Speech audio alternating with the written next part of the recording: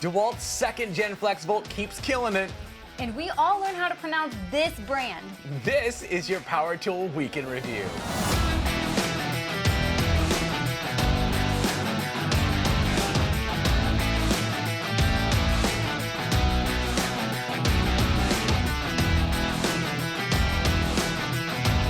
This episode is brought to you by Ohio Power Tool.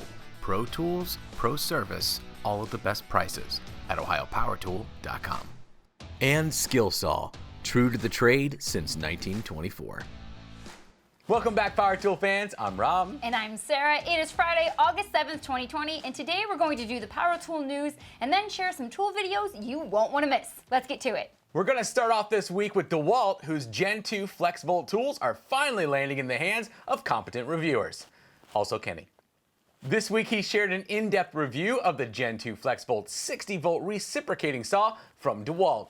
Now, last year DeWalt revealed their line of Gen 2 FlexVolt tools, which looked identical to the previous gen, but they promised us the motors in these tools were way better. And Kenny seems to agree, for the most part. The PTR team noted that there was definitely a performance increase when cutting through clean wood, but for some reason in their roofing testing, it was actually a little bit slower. But the best part was that this extremely powerful saw is a significant 2 pounds lighter than the Super Sawzall from Milwaukee, which is weighed down naturally with all that Wisconsin pride. But what you gonna do? For the full review, head over to Pro Tool Reviews on YouTube. Last week, Ryobi revealed a new line of high-powered tools appropriately named Oneplus HP. And this week, Brian from Workshop Addict is reviewing just about all of them. So far, he's posted reviews of the 3/8-inch impact wrench, the one-handed recip saw, and now the 3-inch cutoff saw. All of these tools benefit from Ryobi's new HP platform, which includes more powerful motors, better batteries, all in a far more compact package. Brian really seems to be liking this series, which is saying something when it comes from a professional tradesman who uses pro tools in their shop. No matter how you feel about wearing bug gut green on the job site, you should check out his review at Workshop Addict on YouTube. Okay, I'm gonna be honest here, this next video was by far my favorite of the week for several reasons. The first being our buddies at TIA are breaking things again. Eric and Dan got a hold of a new ultra tough tape measure, played with it for a while, talked about it a lot, and then took it out back and beat the ever-living crap out of it, like only TIA can. Now, we've seen these tapes before, even on TIA's channel, but they still seem to have a small problem with them. I call it Chameleon, but really it's Komelon. I believe it's Komelon. How would you say that? Chameleon?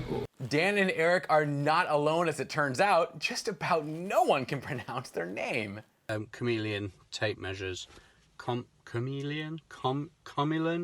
I don't know how you say it. I don't even know how to pronounce that. Komelon? The Chameleon. Komelon? Weird. Never even heard of that brand before. Komelon. Only Roger Bisbee from Skill Builder seemed to get it right. How about a look at the Komelon tape? But it's hard to tell with that sultry accent, so I called the company directly, and a lovely woman named Amy assured me it's Komelon. Komelon? Yep. Okay, that's interesting. I'm glad we're saying it right.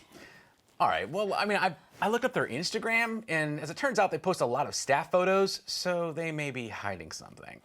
Who knows? So you think that they are actually a group of chameleons who pronounce a brand, their brand, Komelon, to keep it a secret, but then post photos of themselves on Instagram? What? I'm just saying, who knows? Okay. Well, our last stop is with our buddy Bill at Sparky Channel, who is using the new DeWalt 20-volt max coil roofing nailer. This nailer has been making the rounds the last few weeks, where most reviewers have found it to be powerful, convenient, and just a bit too heavy. But no one goes into detail.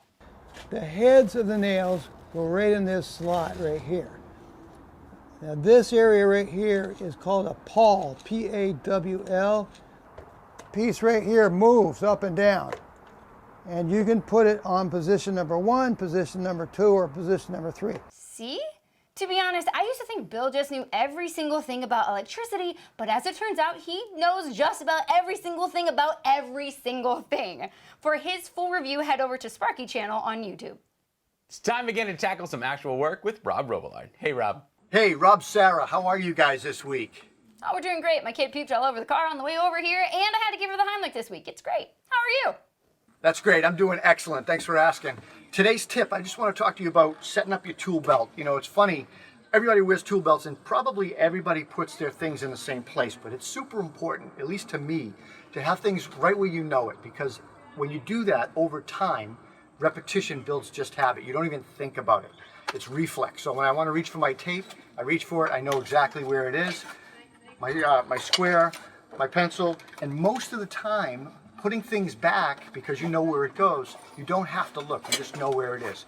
Screwdriver, chisels back here, and a lot of times you can just feel and put it back. That way you can focus on what you're doing. So setting up your tool belt in a way that works efficiently for you, keeping your pencil up front where you use it, your tape measure where you grab it the most, things like that. Just think how you work and then set your tool belt up that way. I hope this helps. Have a great week. Thanks so much, Rob. It's time again for our construction industry news, courtesy of the Construction Junkie. You may remember Shane previously reporting on the Leaning Tower of Pineapple Pizza in San Francisco. It's been sinking and tilting for like 4 years. I'm not worried. This is fine. The good news is that they're finally going to fix it. So far, it's sunk 18 inches and it's leaning 4 inches to the side. I wouldn't be caught dead 3 blocks away from that thing, and yet there are people living in it. How do they sleep? 4 inches to the left, I guess? That makes sense. So the plan has finally been approved, and they'll be driving 52 piles 250 feet below the building's foundation to reach the bedrock. Now, apparently, they're going to be placing the piles on the sunk side, and over time, the building will settle back to level by sinking further on the other? Yep, not living there. Moving on to smarter ideas, a new product called the Kenzin Patch is going to keep you cool on the job site. All right, it won't keep you cool, but it will warn you when you get too hot. Kenzin, a smart PPE manufacturer, is now offering a device you strap to your arm to monitor your temperature. It uses a long list of sensors that watch skin temperature, ambient temperature, heart rate, activity, and more.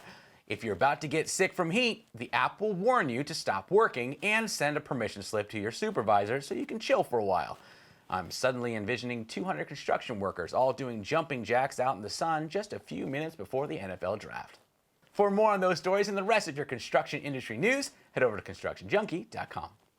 Swinging over to Instagram, Joe the Canadian carpenter decided it was finally time to do some maintenance on his pump and discovered his oil turned into Tim Hortons dark roast some time ago. Guys, don't let this happen to you. One of the guys on the Toolbox Buzz crew, I don't know, maybe those are Todd's feet? I'm personally glad I can't identify Todd's feet in photos, but go on. They posed the question, how long do you keep your work boots? Their keens have obviously seen better days at this point.